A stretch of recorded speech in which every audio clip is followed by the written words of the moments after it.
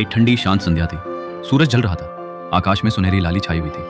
एक छोटा सा लड़का लगभग 10 साल का अकेले डाई के किनारे चल रहा था। वो डच गांव के बाहर अपने घर लौट रहा था। हवा में ठंड थी लेकिन मन में शांति थी। उसे नहीं पता था कि आज की ये सैर उसकी जिंदगी बदल देगी। अचानक उसकी नजर डाइक की दीवार पर पड़ी। एक छोटा सा छेद, घुटने की ऊंचाई पर। उससे पानी की एक पतली सी धार बाहर निकल रही थी, बस एक हल्का रिसाव। लेकिन उस लड़के ने समझ लिया, ये मामूली बात नहीं है। अगर ये छेद बड़ा हो गया तो पूरा गांव पानी में डूब सकता है। बिना एक पल की देरी किए लड़का झुका। उसने अपनी उंगली उस छेद में डाल दी ताकि पानी बहना बंद हो जाए।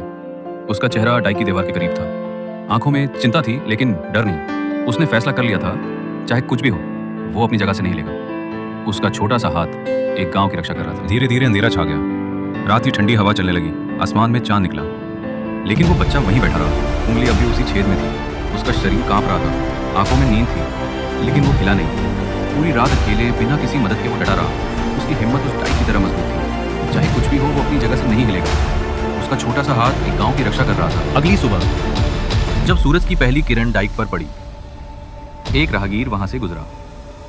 उसने देखा एक बच्चा जमीन पर बैठा है, थका हुआ, ठंड से कांपता हुआ, लेकिन उसकी उंगली अब भी उस छेद में थी। राहगीर चौंक गया। उसने दौड़कर गांव को खबर। कुछ ही देर में गांव वाले वहां पहुंच गए।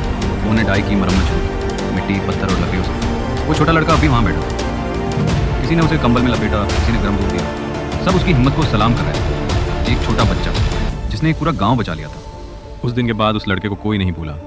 गांव में उसकी एक मूर्ति बनाई गई जहां वो उंगली से समंदर को रोक रहा है। बच्चे उसकी मूर्ति के पास आके पूछते हैं, क्या ये वही है जिसने गांव को बचाया था?